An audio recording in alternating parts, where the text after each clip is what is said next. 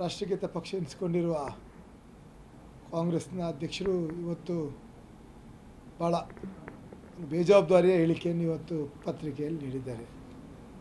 ಬಹುಶಃ ಒಬ್ಬ ರಾಷ್ಟ್ರಮಟ್ಟದ ನಾಯಕರಾಗಿದ್ದುಕೊಂಡು ಈ ಹಿಂದೆ ರಾಜ್ಯದ ಬಹುತೇಕ ಖಾತೆಯ ಸಚಿವರಾಗಿ, ಕೇಂದ್ರದಲ್ಲಿ ಬಹುತೇಕ ಖಾತೆ ಸಚಿವರಾಗಿ ಕೆಲಸ ನಿರ್ವಹಿಸಿದ್ದವರು. ಬಹುಶಃ ಈ ರೀತಿಯ ಬೇಜವಾಬ್ದಾರಿ ಹೇಳಿಕೆ ನೀಡಿರುವುದು ಬಹುಶಃ ಒಂದು ವೇಳೆ ಅವರ ಪ್ರಾಯದೋಷವೋ ಅಥವಾ ಕಾಂಗ್ರೆಸ್ ಪ್ರೇರಿತ ಹೇಳಿಕೆ ಎಂಬುದೊಂದು ಇವತ್ತು ಸಂಶಯ ನಮ್ಮಲ್ಲಿ ಮೂಡಿ ಬಂದಿದೆ. ಯಾಕೆಂದರೆ ಇವತ್ತು ದೇಶ ಮಾತ್ರ ಅಲ್ಲ, ವಿಶ್ವದ ಭಾಳಷ್ಟು ರಾಷ್ಟ್ರಗಳ ನಾಯಕರುಗಳಿರ್ಬೋದು, ಆ ಭಾಗದ ಧಾರ್ಮಿಕ ಮುಖಂಡರು, ಧಾರ್ಮಿಕ ನಾಯಕರು ಇರ್ಬೋದು, ಬಹುತೇಕ ಇತರ ಜನರು ಕೂಡ ಇವತ್ತು ಈ ಒಂದು ಮಹಾಕುಂಭ ಮೇಳದಲ್ಲಿ ಭಾಗವಹಿಸಿ ತಮ್ಮ ಪುಣ್ಯ ಸ್ನಾನ ಮಾಡಿ ಆ ದೇವರ ಕಾರ್ಯದಲ್ಲಿ ಮೆರೆಯುವಂಥ ಕೆಲಸಗಳಾಗ್ತಿದೆ. ಆ ಸಂದರ್ಭದಲ್ಲಿ ಖರ್ಗೆ ಅವರ ಹೇಳಿಕೆ ಒಂದು ಕಡೆ ಇಡೀ ವಿಶ್ವದ ಜನರ ತಲೆಯನ್ನು ತಗ್ಗಿಸುವಂಥ ಕೆಲಸವನ್ನು ಕೂಡ ಭಾರತದ ಮೂಲಕ ಇವರು ಮಾಡಿದ್ದಾರೆ. ಖಂಡಿತವಾಗಿ ಈ ಸಂದರ್ಭದಲ್ಲಿ ಖರ್ಗೆ ಅವರ ಹೇಳಿಕೆ ನಾನು ಖಂಡಿಸ್ತೇನೆ. ಒಂದು ವೇಳೆ ಅವರ ಪ್ರಾಯದೋಷದಿಂದ ಅದು ಹೇಳಿಕೆಯಾಗಿದ್ದರೆ ಖಂಡಿತವಾಗಿ ಕಾಂಗ್ರೆಸ್ ಇತರ ನಾಯಕರು ಆ ಬಗ್ಗೆ ಸ್ಪಷ್ಟತೆಯನ್ನು ನೀಡಬೇಕು. ಏಕೆಂದರೆ ಒಬ್ಬ ನಾಯಕರು ಈ ರೀತಿ ಹೇಳಿಕೆ ನೀಡಿದಾಗ ಇಡೀ ಜನರು ಅದನ್ನು ಗಮನಿಸ್ತಿದ್ದಾರೆ. ಇಡೀ ವಿಶ್ವದ ಜನರು ಕೂಡ ಇವತ್ತು ಆ ಒಂದು ಪ್ರಯಾಗದಲ್ಲಿ ನಡೆಯುವಂಥ ಮಹಾಕುಂಭ ಮೇಳದಲ್ಲಿ ಭಾಗವಹಿಸಬೇಕೆಂಬ ಹಂಬಲದೊಂದಿಗೆ ಇವತ್ತು ತರತುರಿಯಲ್ಲಿ, ಏಕೆಂದರೆ ಕೆಲವರಿಗೆ ಇವತ್ತು ಟಿಕೆಟ್ ಇರ್ಬೋದು, ಅಲ್ಲಿ ವಾಸ್ತವದ ಬಗ್ಗೆ ಅವಕಾಶಗಳು ಸಿಕ್ಕದ ಸಂದರ್ಭದಲ್ಲಿ ಕೂಡ ಪೈಪೋಟಿಯನ್ನು ನಡೆಸುವಂಥ ಒಂದು ಸಂದರ್ಭ.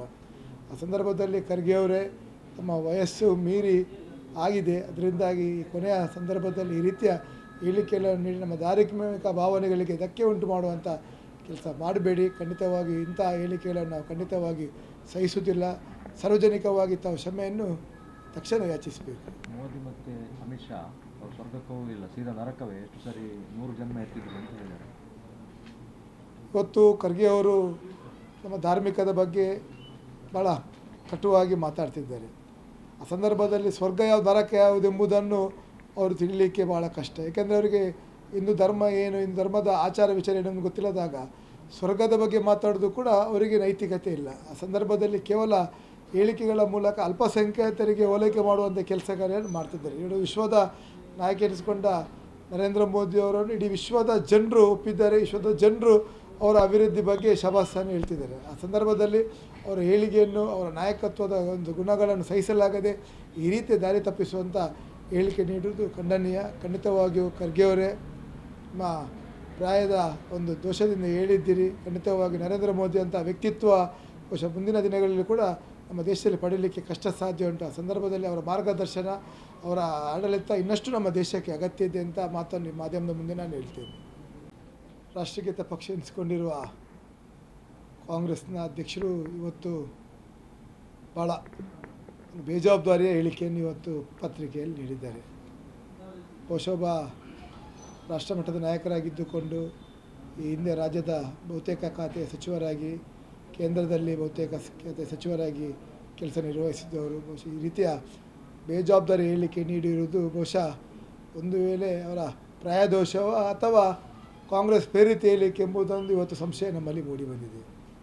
ಯಾಕೆಂದರೆ ಇವತ್ತು ದೇಶ ಮಾತ್ರ ಅಲ್ಲ, ವಿಶ್ವದ ಭಾಳಷ್ಟು ರಾಷ್ಟ್ರಗಳ ನಾಯಕರುಗಳಿರ್ಬೋದು, ಆ ಭಾಗದ ಧಾರ್ಮಿಕ ಮುಖಂಡರು, ಧಾರ್ಮಿಕ ನಾಯಕರು ಇರ್ಬೋದು, ಬಹುತೇಕ ಇತರ ಜನರು ಕೂಡ ಇವತ್ತು ಈ ಒಂದು ಮಹಾಕುಂಭ ಮೇಳದಲ್ಲಿ ಭಾಗವಹಿಸಿ ತಮ್ಮ ಪುಣ್ಯ ಸ್ನಾನ ಮಾಡಿ ಆ ದೇವರ ಕಾರ್ಯದಲ್ಲಿ ಮೆರೆಯುವಂಥ ಕೆಲಸಗಳಾಗ್ತಿದೆ.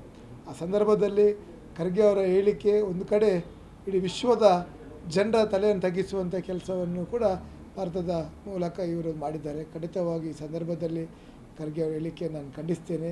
ಒಂದು ವೇಳೆ ಅವರ ಪ್ರಾಯದೋಷದಿಂದ ಅದು ಹೇಳಿಕೆಯಾಗಿದ್ದರೆ ಖಂಡಿತವಾಗಿ ಕಾಂಗ್ರೆಸ್ ಇತರ ನಾಯಕರು ಆ ಬಗ್ಗೆ ಸ್ಪಷ್ಟತೆಯನ್ನು ನೀಡಬೇಕು. ಏಕೆಂದರೆ ಒಬ್ಬ ನಾಯಕರು ಈ ರೀತಿ ಹೇಳಿಕೆ ನೀಡಿದಾಗ ಇಡೀ ಜನರು ಅದನ್ನು ಗಮನಿಸ್ತಿದ್ದಾರೆ. ಇಡೀ ವಿಶ್ವದ ಜನರು ಕೂಡ ಇವತ್ತು ಆ ಒಂದು ಪ್ರಯಾಗದಲ್ಲಿ ನಡೆಯುವಂಥ ಮಹಾಕುಂಭ ಮೇಳದಲ್ಲಿ ಭಾಗವಹಿಸಬೇಕೆಂಬ ಹಂಬಲದೊಂದಿಗೆ ಇವತ್ತು ತರತುರಿಯಲ್ಲಿ, ಏಕೆಂದರೆ ಕೆಲವರಿಗೆ ಇವತ್ತು ಟಿಕೆಟ್ ಇರ್ಬೋದು, ಅಲ್ಲಿ ವಾಸ್ತವದ ಬಗ್ಗೆ ಅವಕಾಶಗಳು ಸಿಕ್ಕದ ಸಂದರ್ಭದಲ್ಲಿ ಕೂಡ ಪೈಪೋಟಿಯನ್ನು ನಡೆಸುವಂಥ ಒಂದು ಸಂದರ್ಭ. ಆ ಸಂದರ್ಭದಲ್ಲಿ ಖರ್ಗೆ ಅವರೇ ತಮ್ಮ ವಯಸ್ಸು ಮೀರಿ ಆಗಿದೆ, ಅದರಿಂದಾಗಿ ಈ ಕೊನೆಯ ಸಂದರ್ಭದಲ್ಲಿ ಈ ರೀತಿಯ ಹೇಳಿಕೆಗಳನ್ನು ನೀಡಿ ನಮ್ಮ ಧಾರ್ಮಿಕ ಭಾವನೆಗಳಿಗೆ ಧಕ್ಕೆ ಉಂಟು ಮಾಡುವಂಥ ಕೆಲಸ ಮಾಡಬೇಡಿ. ಖಂಡಿತವಾಗಿ ಇಂಥ ಹೇಳಿಕೆಗಳನ್ನು ನಾವು ಖಂಡಿತವಾಗಿ ಸಹಿಸುವುದಿಲ್ಲ. ಸಾರ್ವಜನಿಕವಾಗಿ ತಾವು ಕ್ಷಮೆಯನ್ನು ತಕ್ಷಣ ಯಾಚಿಸಬೇಕು. ಮೋದಿ ಮತ್ತು ಅಮಿತ್ ಶಾ ಅವ್ರು ಸ್ವರ್ಗಕ್ಕೂ ಇಲ್ಲ ಸೀದಾ ನರಕವೇ ಎಷ್ಟು ಸರಿ 100 ಜನ್ಮ ಎತ್ತಿದ್ರು ಅಂತ ಹೇಳಿದ್ದಾರೆ. ಇವತ್ತು ಖರ್ಗೆ ಅವರು ನಮ್ಮ ಧಾರ್ಮಿಕದ ಬಗ್ಗೆ ಭಾಳ ಕಟುವಾಗಿ ಮಾತಾಡ್ತಿದ್ದಾರೆ. ಆ ಸಂದರ್ಭದಲ್ಲಿ ಸ್ವರ್ಗ ಯಾವುದು ನರಕ ಯಾವುದು ಎಂಬುದನ್ನು ಅವರು ತಿಳಿಲಿಕ್ಕೆ ಭಾಳ ಕಷ್ಟ. ಏಕೆಂದರೆ ಅವರಿಗೆ ಹಿಂದೂ ಧರ್ಮ ಏನು, ಹಿಂದೂ ಧರ್ಮದ ಆಚಾರ ವಿಚಾರ ಏನು ಗೊತ್ತಿಲ್ಲದಾಗ ಸ್ವರ್ಗದ ಬಗ್ಗೆ ಮಾತಾಡೋದು ಕೂಡ ಅವರಿಗೆ ನೈತಿಕತೆ ಇಲ್ಲ. ಆ ಸಂದರ್ಭದಲ್ಲಿ ಕೇವಲ ಹೇಳಿಕೆಗಳ ಮೂಲಕ ಅಲ್ಪಸಂಖ್ಯಾತರಿಗೆ ಓಲೈಕೆ ಮಾಡುವಂಥ ಕೆಲಸ ಕಾರ್ಯವನ್ನು ಮಾಡ್ತಿದ್ದಾರೆ. ಇಡೀ ವಿಶ್ವದ ನಾಯಕ ಎನಿಸಿಕೊಂಡ ನರೇಂದ್ರ ಮೋದಿಯವರನ್ನು ಇಡೀ ವಿಶ್ವದ ಜನರು ಒಪ್ಪಿದ್ದಾರೆ. ವಿಶ್ವದ ಜನರು ಅವರ ಅಭಿವೃದ್ಧಿ ಬಗ್ಗೆ ಶಭಾಸನ್ನು ಹೇಳ್ತಿದ್ದಾರೆ. ಆ ಸಂದರ್ಭದಲ್ಲಿ ಅವರ ಹೇಳಿಕೆಯನ್ನು, ಅವರ ನಾಯಕತ್ವದ ಒಂದು ಗುಣಗಳನ್ನು ಸಹಿಸಲಾಗದೆ ಈ ರೀತಿ ದಾರಿ ತಪ್ಪಿಸುವಂಥ ಹೇಳಿಕೆ ನೀಡುವುದು ಖಂಡನೀಯ. ಖಂಡಿತವಾಗಿಯೂ ಖರ್ಗೆ ಅವರೇ ನಿಮ್ಮ ಪ್ರಾಯದ ಒಂದು ದೋಷದಿಂದ ಹೇಳಿದ್ದೀರಿ. ಖಂಡಿತವಾಗಿ ನರೇಂದ್ರ ಮೋದಿ ಅಂತ ವ್ಯಕ್ತಿತ್ವ ಬಹುಶಃ ಮುಂದಿನ ದಿನಗಳಲ್ಲಿ ಕೂಡ ನಮ್ಮ ದೇಶದಲ್ಲಿ ಪಡೀಲಿಕ್ಕೆ ಕಷ್ಟ ಸಾಧ್ಯ ಉಂಟು. ಆ ಸಂದರ್ಭದಲ್ಲಿ ಅವರ ಮಾರ್ಗದರ್ಶನ, ಅವರ ಆಡಳಿತ ಇನ್ನಷ್ಟು ನಮ್ಮ ದೇಶಕ್ಕೆ ಅಗತ್ಯ ಇದೆ ಅಂತ ಮಾತನ್ನು ಈ ಮಾಧ್ಯಮದ ಮುಂದೆ ನಾನು ಹೇಳ್ತೇನೆ. ರಾಷ್ಟ್ರೀಯತೆ ಪಕ್ಷ ಎನಿಸಿಕೊಂಡಿರುವ ಕಾಂಗ್ರೆಸ್ನ ಅಧ್ಯಕ್ಷರು ಇವತ್ತು ಭಾಳ ಬೇಜವಾಬ್ದಾರಿಯ ಹೇಳಿಕೆಯನ್ನು ಇವತ್ತು ಪತ್ರಿಕೆಯಲ್ಲಿ ನೀಡಿದ್ದಾರೆ.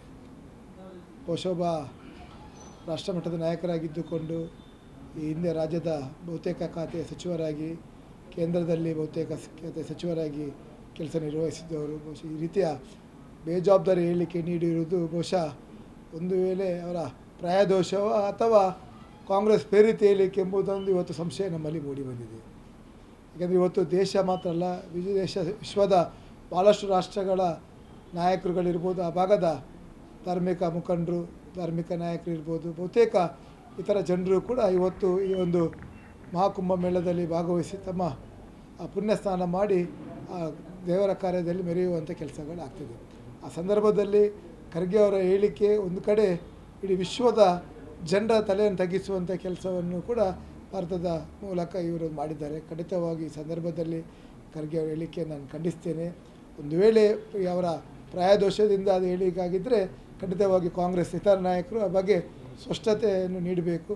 ಏಕೆಂದರೆ ಒಬ್ಬ ನಾಯಕರು ಈ ರೀತಿ ಹೇಳಿಕೆ ನೀಡಿದಾಗ ಇಡೀ ಜನರು ಅದನ್ನು ಗಮನಿಸ್ತಿದ್ದಾರೆ. ಇಡೀ ದೇಶದ ವಿಶ್ವದ ಜನರು ಕೂಡ ಇವತ್ತು ಆ ಒಂದು ಪ್ರಯಾಗದಲ್ಲಿ ನಡೆಯುವಂಥ ಮಹಾಕುಂಭ ಮೇಳದಲ್ಲಿ ಭಾಗವಹಿಸಬೇಕೆಂಬ ಹಂಬಲದೊಂದಿಗೆ ಇವತ್ತು ತರತುರಿಯಲ್ಲಿ, ಏಕೆಂದರೆ ಕೆಲವರಿಗೆ ಇವತ್ತು ಟಿಕೆಟ್ ಇರ್ಬೋದು, ಅಲ್ಲಿ ವಾಸ್ತವದ ಬಗ್ಗೆ ಅವಕಾಶಗಳು ಸಿಕ್ಕದ ಸಂದರ್ಭದಲ್ಲಿ ಕೂಡ ಪೈಪೋಟಿಯನ್ನು ನಡೆಸುವಂಥ ಒಂದು ಸಂದರ್ಭ.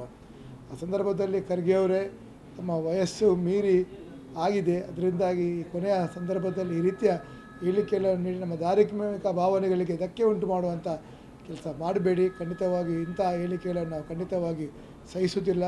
ಸಾರ್ವಜನಿಕವಾಗಿ ತಾವು ಕ್ಷಮೆಯನ್ನು ತಕ್ಷಣ ಯಾಚಿಸಬೇಕು. ಮೋದಿ ಮತ್ತು ಅಮಿತ್ ಶಾ ಅವರು ಸ್ವರ್ಗಕ್ಕೂ ಇಲ್ಲ ಸೀದಾ ನರಕವೇ ಎಷ್ಟು ಸರಿ 100 ಜನ್ಮ ಎತ್ತಿದ್ರು ಅಂತ ಹೇಳಿದ್ದಾರೆ. ಇವತ್ತು ಖರ್ಗೆ ಅವರು ನಮ್ಮ ಧಾರ್ಮಿಕದ ಬಗ್ಗೆ ಭಾಳ ಕಟುವಾಗಿ ಮಾತಾಡ್ತಿದ್ದಾರೆ. ಆ ಸಂದರ್ಭದಲ್ಲಿ ಸ್ವರ್ಗ ಯಾವುದು ನರಕ ಯಾವುದು ಎಂಬುದನ್ನು ಅವರು ತಿಳಿಲಿಕ್ಕೆ ಭಾಳ ಕಷ್ಟ. ಏಕೆಂದರೆ ಅವರಿಗೆ ಹಿಂದೂ ಧರ್ಮ ಏನು, ಹಿಂದೂ ಧರ್ಮದ ಆಚಾರ ವಿಚಾರ ಏನು ಗೊತ್ತಿಲ್ಲದಾಗ ಸ್ವರ್ಗದ ಬಗ್ಗೆ ಮಾತಾಡೋದು ಕೂಡ ಅವರಿಗೆ ನೈತಿಕತೆ ಇಲ್ಲ. ಆ ಸಂದರ್ಭದಲ್ಲಿ ಕೇವಲ ಹೇಳಿಕೆಗಳ ಮೂಲಕ ಅಲ್ಪಸಂಖ್ಯಾತರಿಗೆ ಓಲೈಕೆ ಮಾಡುವಂಥ ಕೆಲಸ ಕಾರ್ಯವನ್ನು ಮಾಡ್ತಿದ್ದಾರೆ. ಇಡೀ ವಿಶ್ವದ ನಾಯಕ ಎನಿಸಿಕೊಂಡ ನರೇಂದ್ರ ಮೋದಿಯವರನ್ನು ಇಡೀ ವಿಶ್ವದ ಜನರು ಒಪ್ಪಿದ್ದಾರೆ. ವಿಶ್ವದ ಜನರು ಅವರ ಅಭಿವೃದ್ಧಿ ಬಗ್ಗೆ ಶಭಾಸನ್ನು ಹೇಳ್ತಿದ್ದಾರೆ. ಆ ಸಂದರ್ಭದಲ್ಲಿ ಅವರ ಹೇಳಿಕೆಯನ್ನು, ಅವರ ನಾಯಕತ್ವದ ಒಂದು ಗುಣಗಳನ್ನು ಸಹಿಸಲಾಗದೆ ಈ ರೀತಿ ದಾರಿ ತಪ್ಪಿಸುವಂಥ ಹೇಳಿಕೆ ನೀಡುವುದು ಖಂಡನೀಯ. ಖಂಡಿತವಾಗಿಯೂ ಖರ್ಗೆ ಅವರೇ ನಿಮ್ಮ ಪ್ರಾಯದ ಒಂದು ದೋಷದಿಂದ ಹೇಳಿದ್ದೀರಿ. ಖಂಡಿತವಾಗಿ ನರೇಂದ್ರ ಮೋದಿ ಅಂತ ವ್ಯಕ್ತಿತ್ವ ಬಹುಶಃ ಮುಂದಿನ ದಿನಗಳಲ್ಲಿ ಕೂಡ ನಮ್ಮ ದೇಶದಲ್ಲಿ ಪಡೀಲಿಕ್ಕೆ ಕಷ್ಟ ಸಾಧ್ಯ ಉಂಟು. ಆ ಸಂದರ್ಭದಲ್ಲಿ ಅವರ ಮಾರ್ಗದರ್ಶನ, ಅವರ ಆಡಳಿತ ಇನ್ನಷ್ಟು ನಮ್ಮ ದೇಶಕ್ಕೆ ಅಗತ್ಯ ಇದೆ ಅಂತ ಮಾತನ್ನು ಈ ಮಾಧ್ಯಮದ ಮುಂದೆ ನಾನು ಹೇಳ್ತೇನೆ.